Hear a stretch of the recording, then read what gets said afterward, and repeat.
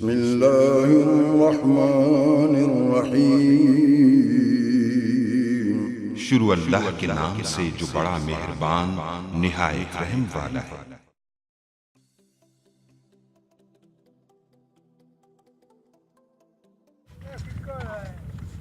तो